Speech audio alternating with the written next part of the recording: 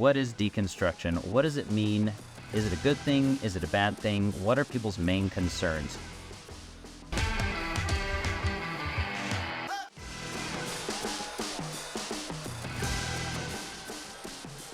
Hi, my name is Chris Cowan from ShiftStorm Podcast, and today I'm starting the first episode of a new feature that I'm going to call ShiftHole.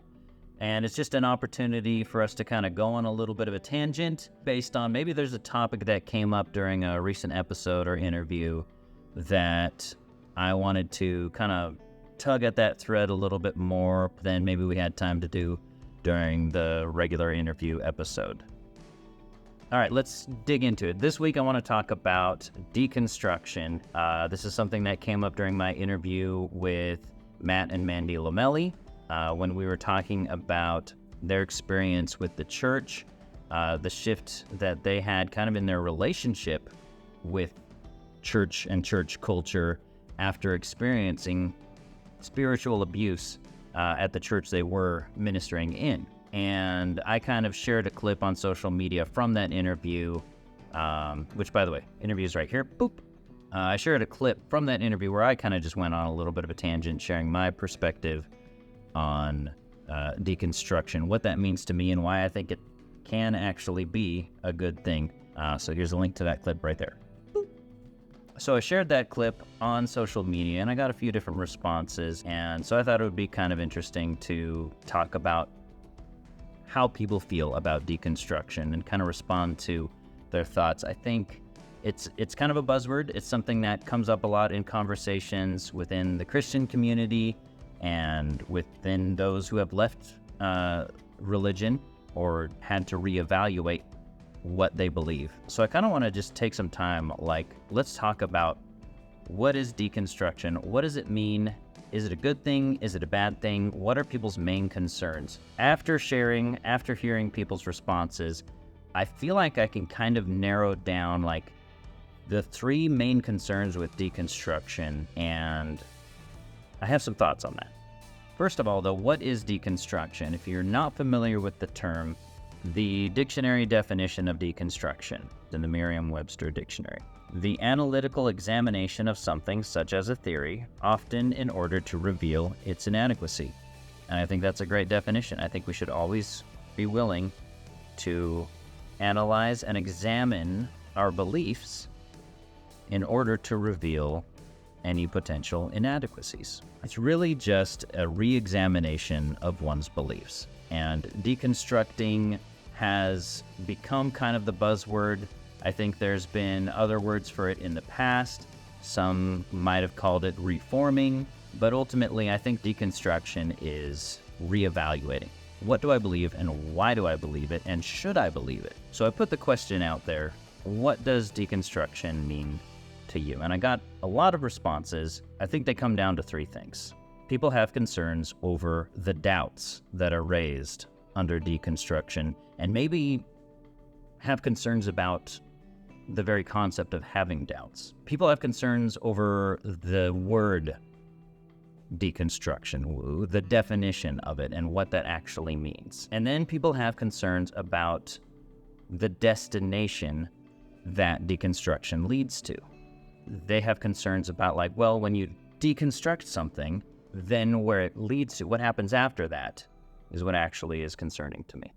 So let's first of all talk about doubts. In the faith community, doubts are a big concept that I think needs to be talked about. And depending on your denomination or your particular religion or just kind of the church culture that you grew up in, doubt is often something people don't like or don't want to talk about or are afraid of. And I think that is really unfortunate. Doubt is necessary. Truth is going to be truth. Truth is going to do its thing, regardless of whether you have doubts or not. But if something is true, it can withstand questions. It can withstand doubts, because it's not going to not be true just because someone has questions or wants to understand it better.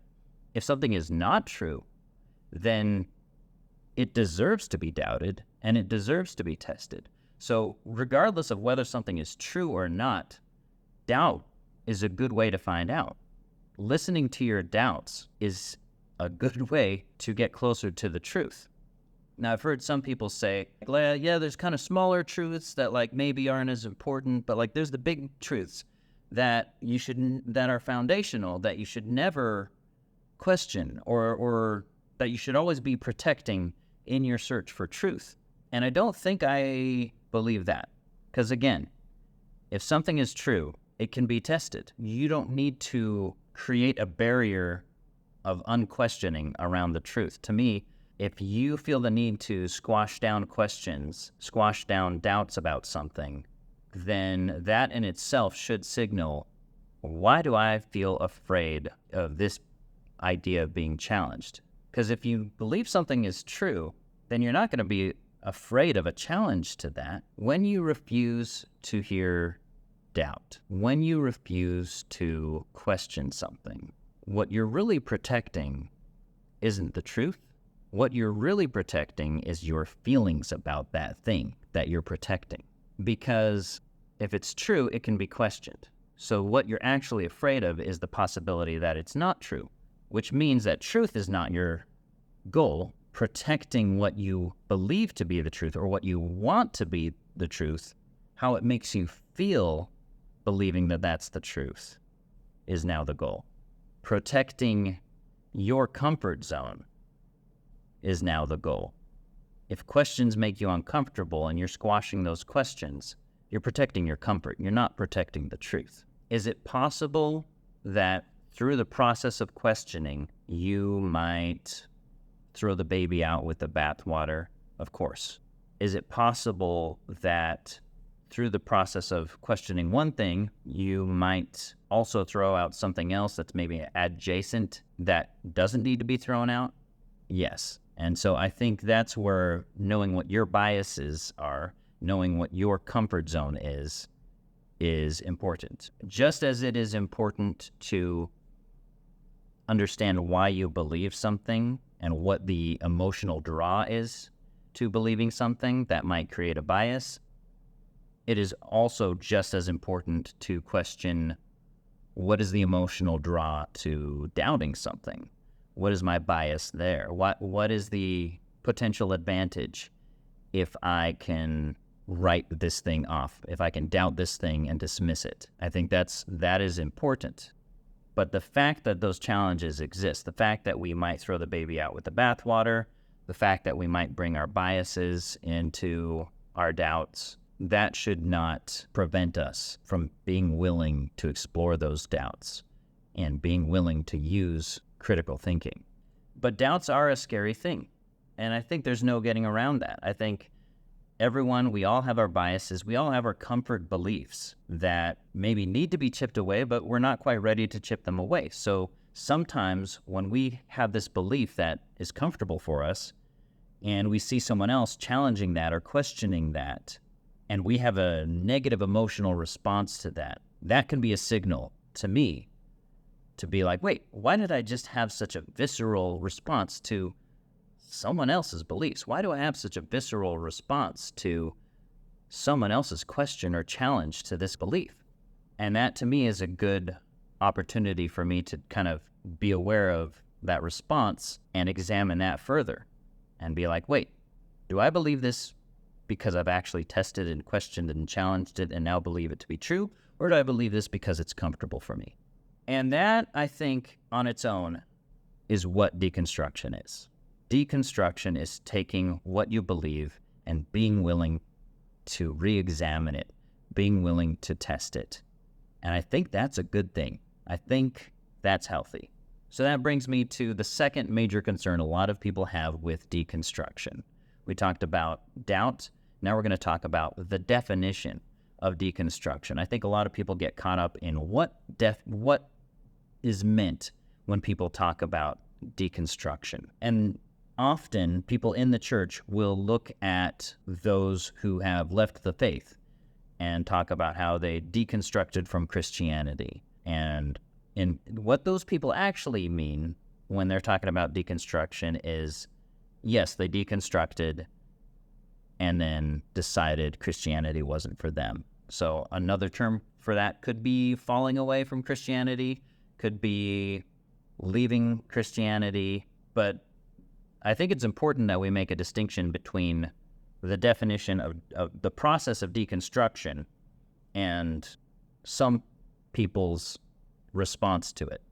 So deconstruction, the definition of deconstruction is reevaluating, re-examining beliefs. What happens after that isn't part of that definition. What happens after that is simply what happens after that. It's not part of this process. It's part of something else. It's, what do I do then? If I'm on a road trip and I get in a car accident and die, the car accident and death aren't part of the definition of road trip. They're just something that happened after being on a road trip.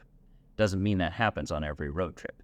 So I think there's some people who get caught up in the word deconstruction, and they say, well, the only people I hear use that are people who start off with an intention to believe something, and so they kind of like deconstruct in order to justify this place that they really want to be at anyway.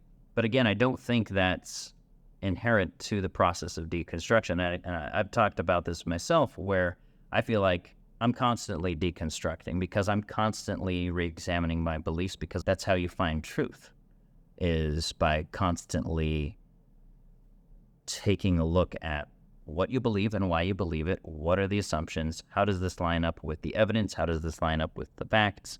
How does this line up with actual real world experience? And then go from there. And in my own life, that has led to me letting go of some things that I used to believe very firmly. And some people are like, well, you can't do that, because if you question that, you'll question everything, and then you'll leave the faith. And my first response to that is, what's wrong with questioning everything? Second response to that is, why are you so worried about questions leading to leaving the faith? Why would that be the natural result of questions? Which I think there's a habit we get into in Christianity where we feel protective of other people's faith, as if someone else being on a faith journey, coming to a different conclusion from us, is a threat to our own faith and our own beliefs. And to me, if my beliefs are so fragile, then am I actually believing, or am I protecting my comfort? And if I'm trying to manage someone else's belief and someone else's faith journey, I think it's wise to look at what I'm actually afraid of. Like, I understand you're afraid for their soul, but who's responsible for someone's soul? Is it you? Is it me? When we worry about things that are not our responsibility, I think it leads to acting out of fear and acting out of a lack of control, because we don't have control over that. And I think it's really dangerous to add intentions into the definition of deconstruction. This is something that this is some feedback that I saw a lot of, which is, well, they're using deconstruction as an excuse to do what they want to do. And I'm kind of like, so what? So if they're going to do what they want to do either way, like, why does the word deconstruction matter for that? Or they wind up in this place where they left their faith, so that's what they wanted all along, and that's all that deconstruction means. And I think it's a dangerous thing to play mind reader and assume what someone's intention was when they began exploring their doubts. We're not mind readers, and assuming intentions is a way of writing someone off. Assuming someone's intentions when they haven't expressed those intentions is really just a way of disengaging with that person. A much healthier way to approach deconstruction is to say, okay, without assuming intentions, this is my understanding of what deconstruction means.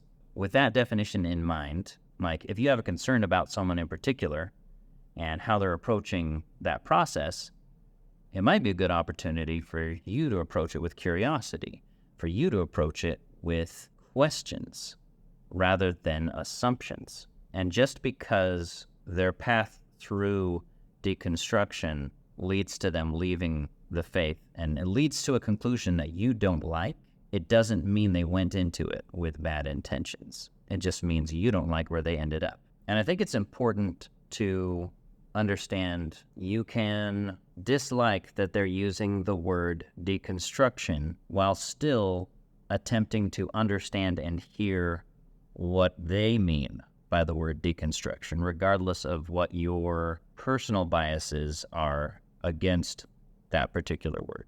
A lot of people don't like the word moist, and you might prefer a different word, and you might prefer a word that has a different connotation than moist. But you can still try to understand what they mean when they use that word. Arguing over semantics and getting upset about semantics doesn't matter. That is not helpful. The way I look at it is when you use a word as a label, like, oh, that person's deconstructing. Okay, that's a label. Labels can be used in a healthy way and in an unhealthy way.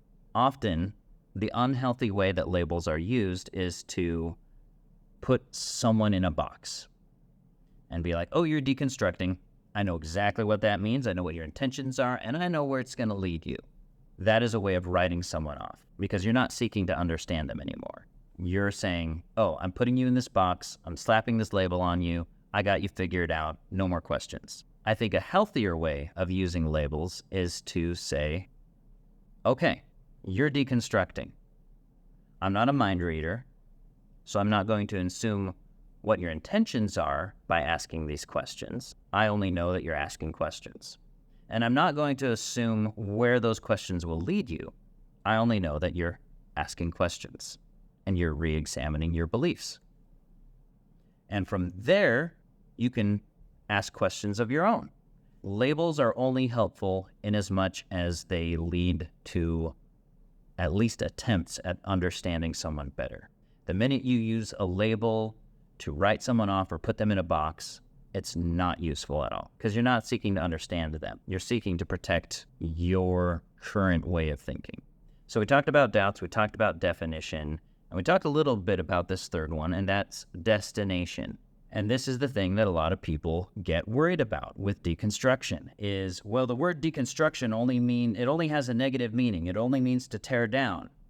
So that means when someone's deconstructing, they're only going to tear down, and that's always going to be the end result, and that is their destination. And I would challenge that because when you're deconstructing something, do you always know what the aftermath is going to look like? No. This is just the first step in your process, really, because very rarely do people deconstruct their entire worldview and then rebuild nothing. Now, what they might rebuild could be a stronger version of their faith. It could be atheism. It could be a lot of things because it's unknown. The thing with the truth is, if you start to see that something you believe no longer lines up with reality, then your job is not to be like, okay, well, I still really want to believe this, so reality, you're just going to have to fit into this belief somehow. Your job is to deal with the reality and whatever the aftermath is after that, even if you don't like it. If your job is to protect belief, then you're not engaging with reality. If your goal is to face reality, then that is going to mean deconstructing some beliefs. And then you got to deal with the aftermath. You can't let your fear of the aftermath prevent you from seeking the reality and dealing with that.